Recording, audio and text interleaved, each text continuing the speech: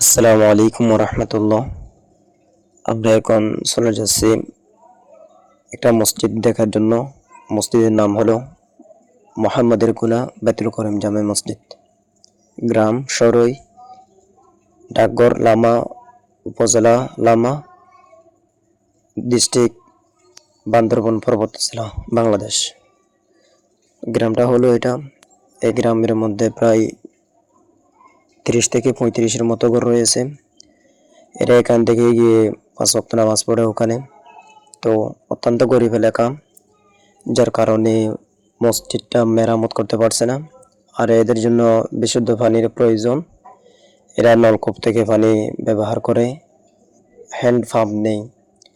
তো যে মসজিদে আমরা যাব, ওই মসজিদে একটা অজুর স্থান নেই, অজুখানা নেই।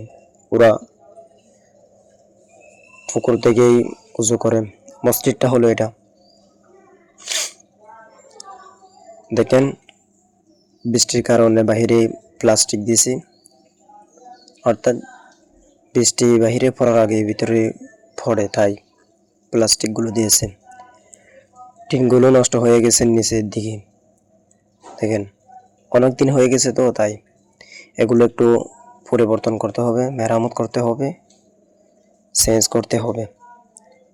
তো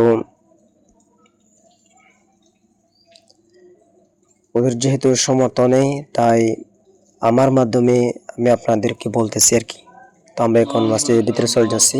এখন দুপুরের সময়, ওরা নামাজ পড়তেছে।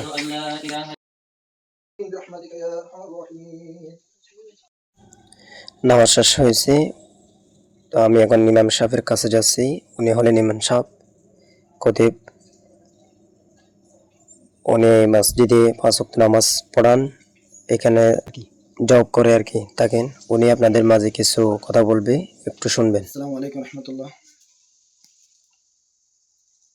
আলহামদুলিল্লাহ, সমস্ত প্রশংসা আল্লাহ তাআলার, যিনি আমাদেরকে নিয়ামত দিয়েছেন। আর আসলে কথা হচ্ছে, এই যে এলাকার মধ্যে আমরা আছি, অনেক গরিব এলাকা।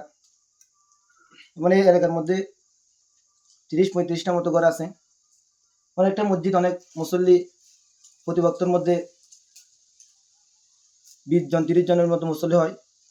তখন এই মসজিদের মধ্যে থাকা এবং এখানে নামাজ পড়ানো, থাকা সবকিছু অনেক কষ্টকর হয়ে যায়।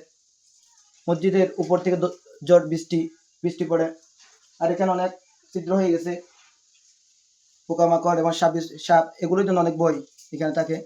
এবং ভাঙাচোরা এগুলো হওয়ার কারণে এই মসজিদটা অনেক নোংরা হয়ে যায় সবসময়। এবং উপর থেকে বৃষ্টি পড়ে, চারিদিক দিয়ে নষ্ট হয়ে গেছে।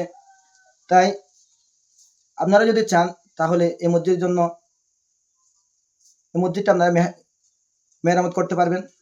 আর এখানে ইমাম সাহেব থাকার জন্য একটা সুন্দর একটা রুম নাই, জায়গা নাই, এবং বাথরুম নেই। যদি চান, আপনারা আমার আপনারা যদি চেষ্টা করেন, অবশ্যই পারবেন। এবং মসজিদটা মেরামত করে, এবং একটা রুম এবং বাথরুম, একটা ওযুখানা সহকারে আপনারা। এবং আমরা সবসময় বসে 5 ওয়াক্ত নামাজ আপনার জন্য দোয়া করব।